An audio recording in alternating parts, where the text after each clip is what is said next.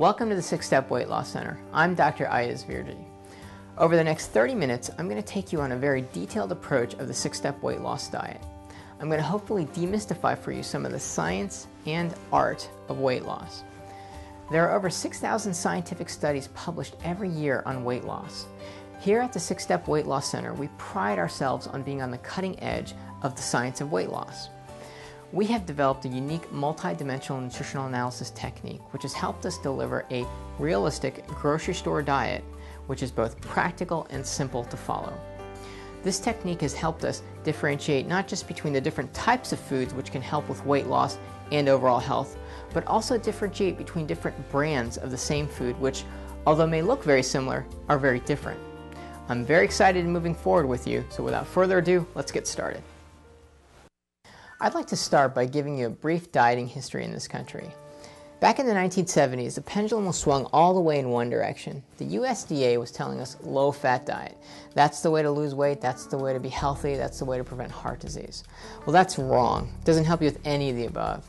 In fact, there was a study done in France called the Lion Heart Study, which actually compared head-to-head the American low-fat diet versus another diet called the Mediterranean diet.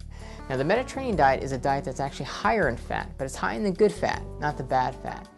And what they found essentially was that the Mediterranean diet blew the American low-fat diet out of the water in preventing heart disease.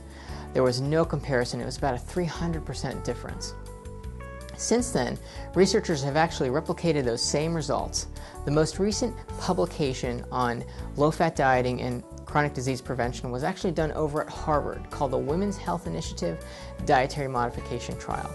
And what this study showed us was essentially that low-fat dieting had no effect in helping prevent breast cancer, colon cancer, or heart disease. And this study essentially is the largest randomized controlled trial nutrition intervention that has ever been done in history, anytime, any place, in any language. So this study actually helped seal the coffin for this style of low-fat dieting. So what happens between 1970 and 2000 when Americans go on this low-fat craze? We have low-fat bagels, low-fat cookies, low-fat popcorn. Well, the average fat consumption in the American diet does go down. It goes down from about 41% to about 35%. But what happens to our weight during that time?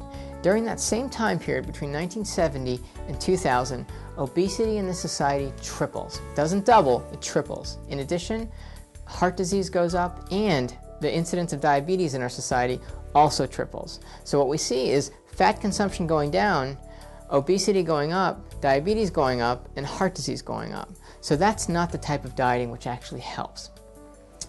From the 1970s to 2000, the pendulum actually swings all the way in the other direction.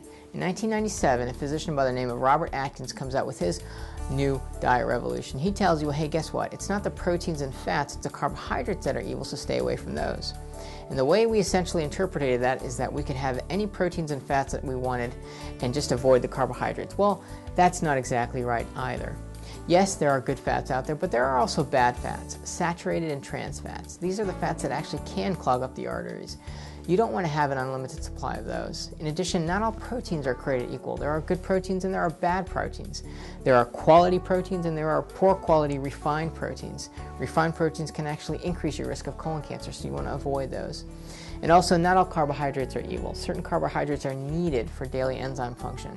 So that style of dieting actually didn't do it either.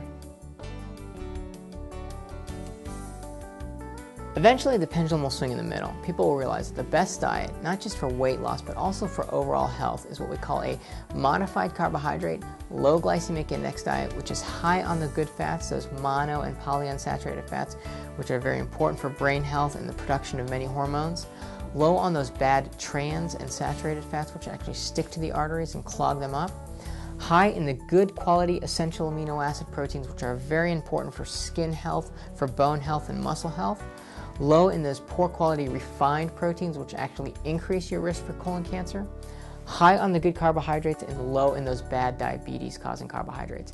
And that's a six-step weight loss diet. So let's get started on that.